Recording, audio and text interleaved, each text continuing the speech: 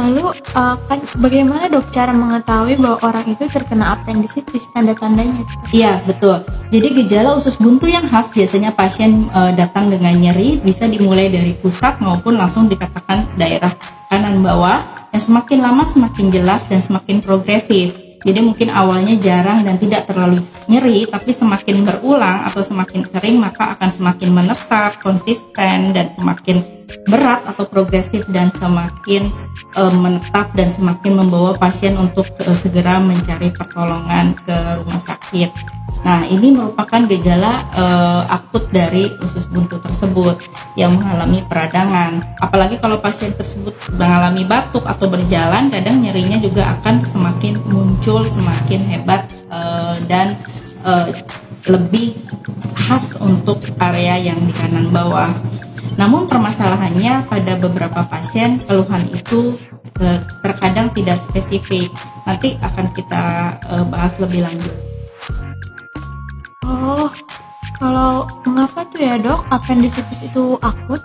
Iya, mengapa itu berbahaya? Karena ada kotoran atau feses yang bergerak melalui usus besar yang bersambungan dengan usus kecil di sekum tersebut. Nah, itu kalau terkena peradangan maka lumennya akan menyempit dan menyumbat sehingga akan terjadi inflamasi, bengkak, dan yang bisa pecah tadi.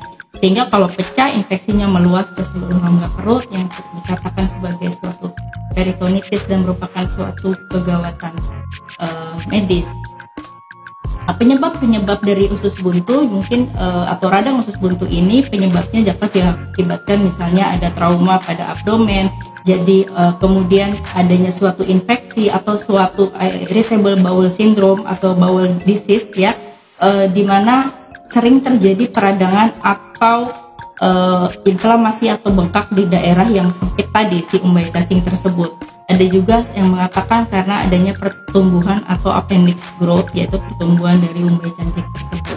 Nah, kemudian beberapa gejala atau stadium dari appendicitis dapat dibagi menjadi appendicitis awal atau peradangan usus buntu yang ada tahap supuratif, gangrenosa hingga terjadinya perforasi atau pecah.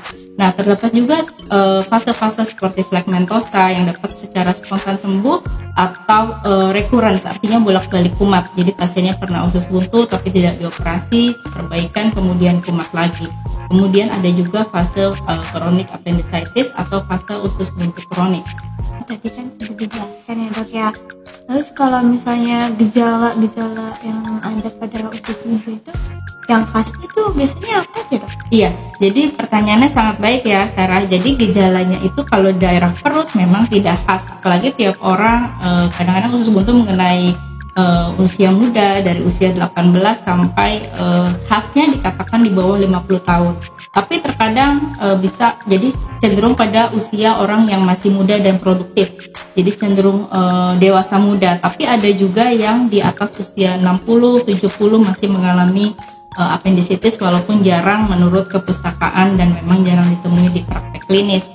Nah, jadi karena biasanya anak muda tuh yang kena kan dia pasti keluhannya berbeda-beda, sangat subjektif, ya kan? Jadi setiap orang itu keluhannya tidak khas ya, bisa berbeda-beda. Nah, itulah yang akibatnya tidak konsisten atau berdasarkan lokasi juga nggak selalu khas di kanan bawah.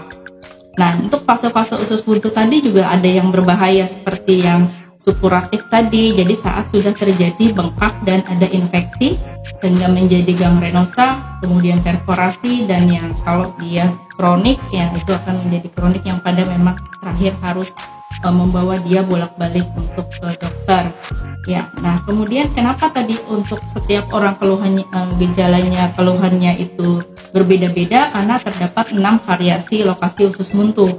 Jadi pada keluhan yang khas memang usus buntunya itu nyerinya di sebelah kanan bawah. Namun pada 6 lokasi yang lain yaitu ada lokasi retrosecral, pelvic, subsecral, preileal, postileal atau retroileal dan ektopik itu berbeda-beda. Terkadang nyerinya bisa di tengah pusat ya, walaupun memang dari awal tengah ke kanan, ada yang dia di tengah aja, tidak terasa di kanan atau bahkan ke kiri atau belakang punggung. Nah, jadi karena letak umbai cacingnya. Jadi kalau kepalanya dia nempelnya tetap di sekum, tetap di sini. Cuman dia umbai cacingnya itu nanti ada gambarnya. Nah itu bisa di berbagai area sehingga tidak khas pada tiap orang keluhannya.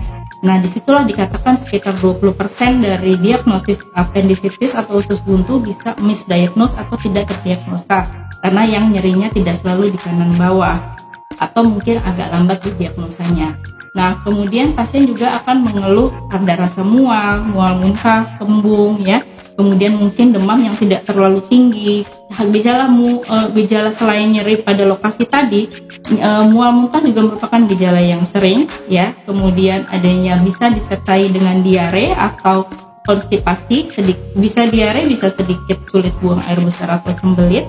Kemudian ada rasa kembung ya, dan nafsu makan tentu saja menurun, dan muntah-muntah juga bisa terjadi setelah nyeri perut atau sebelum nyeri perut, seperti itu.